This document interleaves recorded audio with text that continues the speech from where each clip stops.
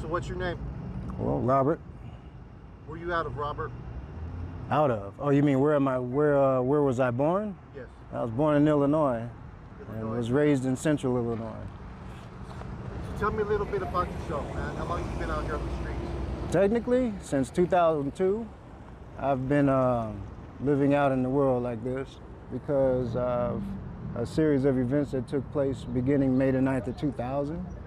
You know, it's ironic that everyone now has the luxury of, you know, not having to be evicted from their homes, because I had to face an eviction due to losing money over trying to keep myself afloat after being hit by someone driving drunk one day. I can't even get somebody to rent me a room. Oh, well, you're homeless. You have this limited or minimal rental history. I can't take a chance with you. You now have an eviction on your record. Yeah, of course I do. I'm not gonna appreciate you gentrificating me into a bad neighborhood to live around drug addiction and criminal activity and expect me to lower the recidivism rate of homelessness. That's impossible. That's not gonna happen. You put a decent person in a bad neighborhood, they're gonna fail. You're setting me up for failure on purpose. Why? Because social service agencies, church organizations, and all these other private organizations get paid millions and billions of dollars a year to keep people outside on the streets. They're talking all this mess about all these people sleeping at the border. You've got tens of thousands of people sleeping up under the bridges in every major city all across America, pissing and pooping on each other because they won't open up grocery stores fast enough for them to use the bathroom. You know, so when things like that are happening, and you got people, you know, with the smoke and mirror campaign talking about all these other supposedly relevant but seemingly irrelevant issues based on what's really happening. Yeah, I'm not saying all these other things are irrelevant, but based on what's really happening, that's just like secondary. So yeah, I understand Black Lives Matter is going to run out and protest police brutality. That's been happening for decades. That's nothing new. But let's get back to the issue at hand. Yeah, we'll deal with that, but the issue at hand is the fact that everybody in the United States of America don't even realize that the Constitution of the United States, the Constitution of the United States of America has been turned into toilet paper. Okay, so when people realize that has been happening, that they've been losing their civil and freedom, their civil rights and humanitarian freedoms, then it's going to be too little too late. All 30 articles of the Universal Declaration of Human Rights have been violated since 2019 in this country.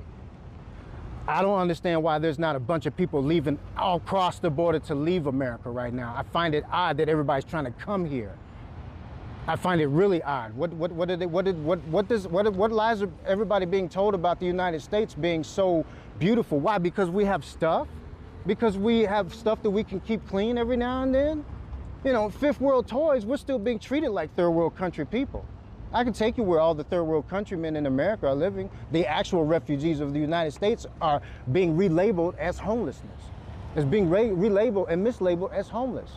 Once you've received the label of homeless in your life, and that's worse than being entitled an ex-convict. You'd rather be called an ex-convict than somebody that was homeless or ex-homeless. The only way you'd rather be called ex-homeless is if you become a millionaire.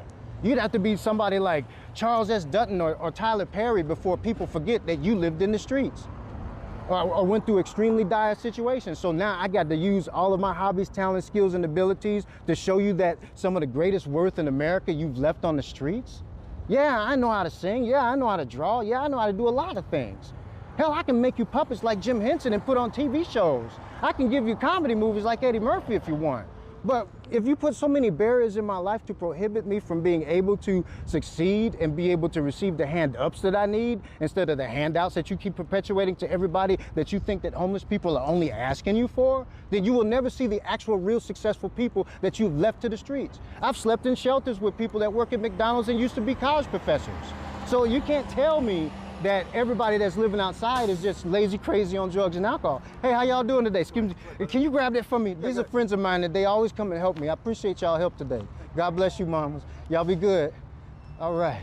And so it's like, you know, that's the other thing that I've been trying to explain. Had it not been for the new friends that I've made in the community that I live in right now, and the people that work around here that see me every day, even the ones that have tried to offer me opportunities of employment and it didn't work out for me, every day they have made the attempt to assist me. And if it weren't for them, I wouldn't be able to sleep in a hotel room almost every night. and be able to keep myself safe during this time when it's saying you're supposed to be quarantining and all this other stuff. Of course, you ain't paying attention to the fact that you have crammed up a bunch of people inside of buildings together in homeless shelters and sat up there and say, well, let's see if they have herd immunity. We'll experiment on the homeless with the herd immunity. It's so much endevilment that's been happening in this country in relation to those that are living in poverty. People ain't even knowing about it because they keep giving you all this smoke and mirror campaign called news coverage that you are currently receiving, that you've been receiving since January. Yeah, we know what happened in January, but guess what's been happening in Portland? Guess what's been happening in Seattle? Guess what's been happening in Chicago, and Los Angeles, and Houston, and Dallas, and Miami, and Tucson, and Phoenix? Guess what's been happening there right now? What? People don't know what's been happening to the homeless. People don't know what's been happening to the working class and the impoverished. People are losing their homes, they're losing their lives, they're losing their dignity. And you're worried about losing health? Would you say it's a broken dream? A dream? Would you say that it's a No, broken dream? it's a nightmare. It is a nightmare that those that proclaim to be woke don't even know that they're lucid dreaming within. All those woke people are lucid dreamers, bro. They don't even know they're still asleep. Let me explain to you. I told my father this one time, and my father makes a six-figure salary, very prominent person in his community where he lives. And I explained to him one day, because I've seen the movie Coming to America with Eddie Murphy. And there's that scene where it says, the boy got his own money. When John Amos slaps the dollar into the girl's hand, it was a $100 bill with the boy's face on it. I said to my father, I said, why do y'all have us working for something that ain't a part of our legacy? This is not my eldest face on it. My father's and son's face ain't on currency. How is it supposed to be valuable to me? What's valuable to me is my hobby, talent, skill, and ability to pay it forward to the communities I live in and be able to give those gifts to others. That's what my gift is to the world. Everything that I've been taught by the world and by God is my gift to the world. And you're prohibiting me from doing so by telling me that I lack the funding. You know, I don't have a way to eat, sleep, and use the bathroom because I won't go do what you want me to do. I'm sorry, but I'm not able to physically do what you want me to do for money anymore. So if I got to put my face in front of a camera in order to get your dollars and give it right back to you so I can be able to put food in the refrigerator, then so be it. Now, if you're going to prohibit me from doing that by having all these rules and restrictions called, oh, well, since you don't have a smartphone, you can't download the app and pay extra off your credit and prepaid debit card to order your food to have sent to you in your house because you're living with someone that has a terminal illness that can't take the vaccine, so therefore you can't either. Can I ask you a question? Right? Can I ask you a question? Okay, how you doing? I'm sorry, I was ranting for a second. No, you're doing good. You're doing good. We're still recording. Let me ask you I was ranting for a second, but... What is some of the crazy stuff that you've experienced out here and seen out here on the streets that people suffer from? Is it drug addiction or mental health? What do you mean as far as everybody that's outside, living outside? Yeah. Well, they suffer the wrath of those who are owning all the land in America. That's their ultimate problem.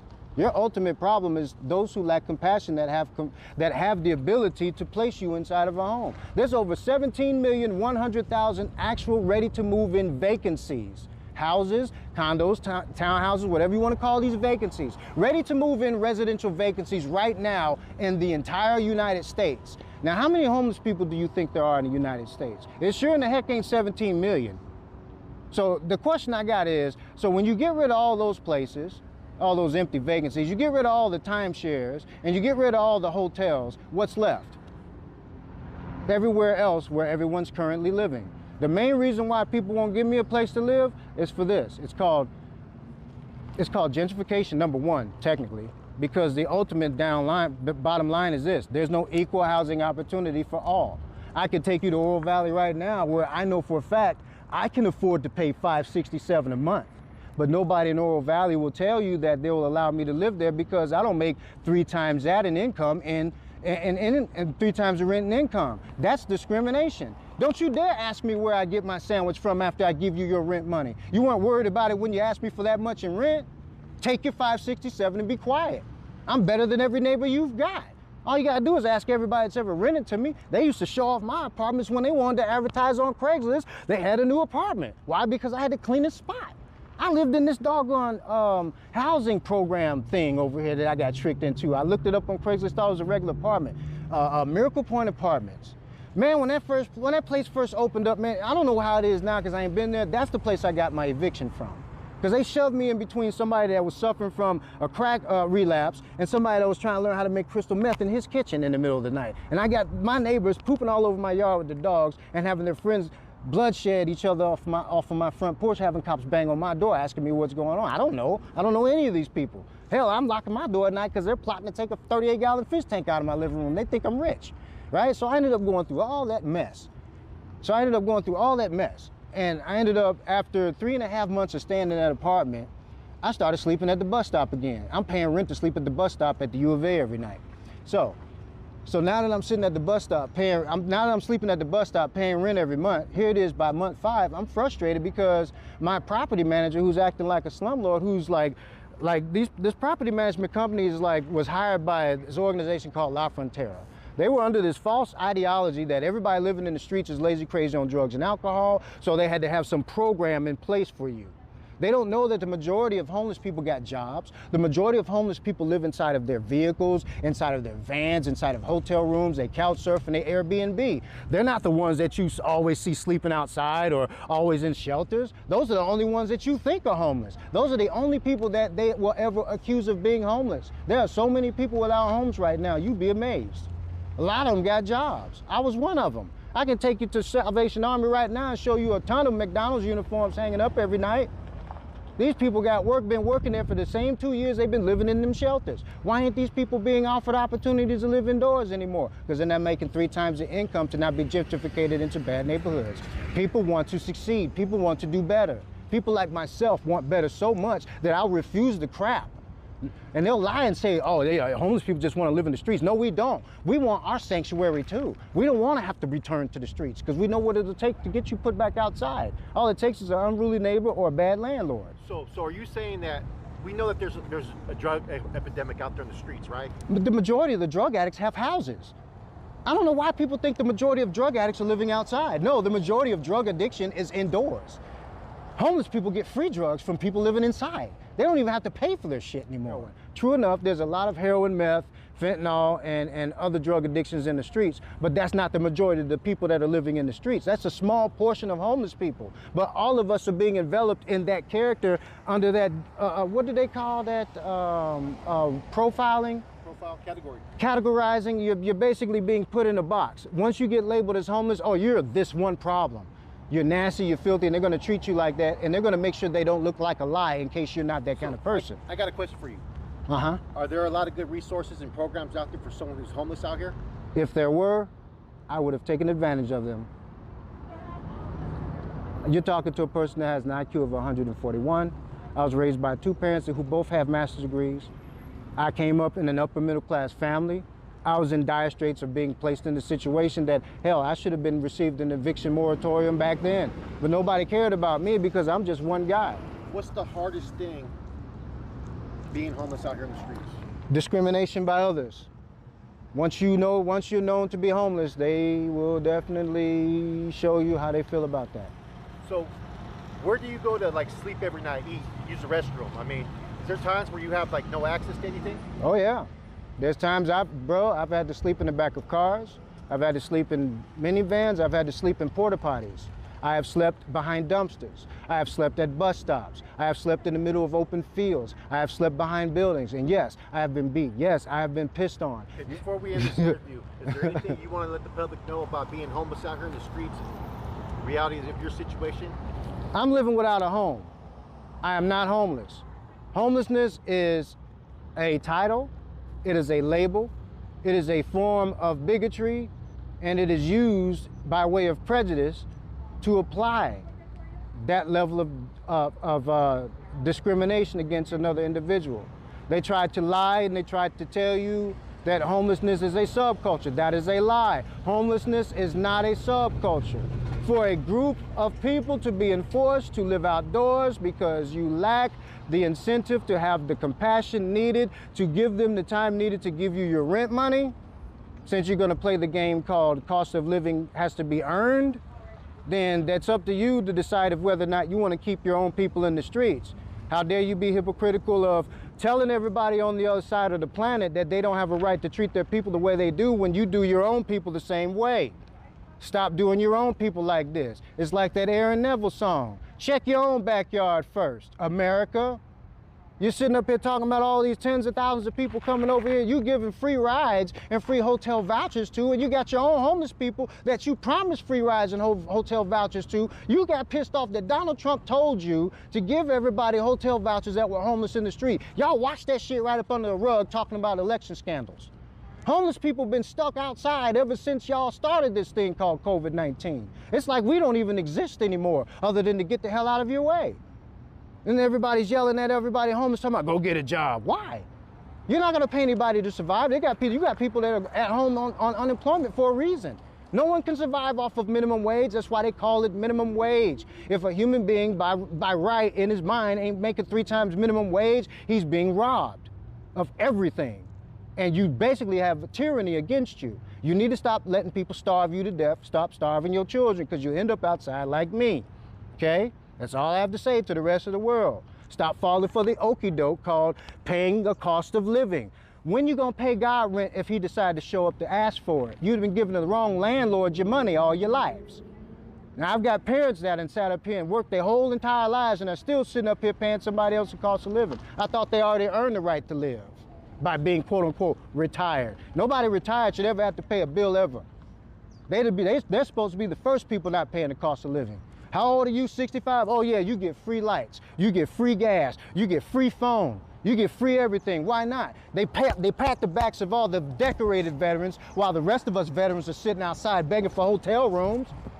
Yeah, I'm a veteran, but I don't tell nobody that. How long of a veteran were you? How many years? Bro, it was 1992. Operation Desert Storm. I went to boot camp and got kicked out because 2 jackasses are fighting each other in barracks over fucking racism, and we had to go run a PT run during a heat advisory, and I passed out.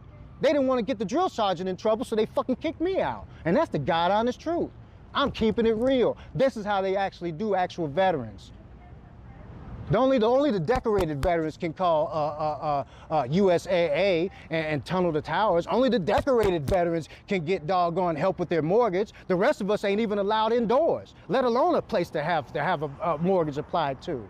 I wish I had a mortgage right now. Well, everybody else is complaining about paying for one. You ought to be grateful that you got what you got.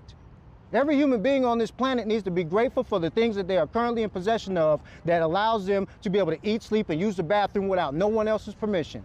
Because I guarantee you right now, if I bought a roll of toilet paper, I ain't got a place to fucking hang it.